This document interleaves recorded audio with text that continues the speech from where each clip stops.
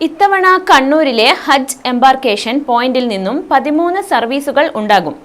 4550 തീർത്ഥാടകരാണ് കണ്ണൂർ അന്താരാഷ്ട്ര വിമാനത്താവളത്തിലൂടെ തീർത്ഥാടനം നടത്തുക. ഈ വർഷത്തെ ആദ്യ ഹജ്ജ് വിമാനം മെയ് 6 പുലർച്ചെ 2:30 പുറപ്പെടും. ഫ്ലൈ അദീൽ എയർലൈൻസിന്റെ 13 സർവീസുകളിലായി 4550 തീർത്ഥാടകർ ഹജ്ജ് യാത്രയുടെ ഭാഗമാകും.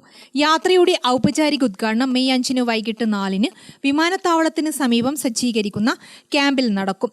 തീർത്ഥാടകരുടെ യാത്ര സുഗമമാക്കുന്നതിനായി ഹജ്ജ് ക്യാമ്പിൽ വിശ്രമം, ഭക്ഷണം, ആരോഗ്യ പരിചരണം, പ്രാർത്ഥനാ സൗകര്യം തുടങ്ങിയ അടിസ്ഥാന സൗകര്യങ്ങൾ ഉറപ്പാക്കും. ഇതോടൊപ്പം എമർജൻസി മെഡിക്കൽ സേവനം, പോലീസ്, അഗ്നിശമന സേനാ കൗണ്ടറുകൾ, ബാങ്കിംഗ് സേവനങ്ങൾ എന്നിവയും ക്യാമ്പിൽ സജ്ജീകരിക്കും. വിമാനത്താവളത്തിൽ ലഗേജ് സ്വീകരിക്കുന്നതിനായി പ്രത്യേക സംവിധാനവും താൽക്കാലിക വിശ്രമത്തിനായി പ്രത്യേക ഇരിപ്പിട സൗകര്യങ്ങളും ഒരുക്കും. ഹജ്ജ് തീർത്ഥാടകരുടെ യാത്രാ സൗകര്യങ്ങളും മുന്നൊരുക്കങ്ങളും കലക്ടറേറ്റ് കോൺഫറൻസ് ഹാളിൽ ADM കലാഭാസ്കറുടെ അധ്യക്ഷതയിൽ ചേർന്ന യോഗം വിലയിരുത്തി.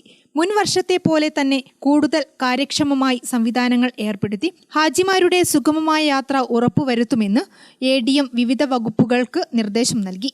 ഗ്രാമിക ന്യൂസ്, മട്ടന്നൂർ.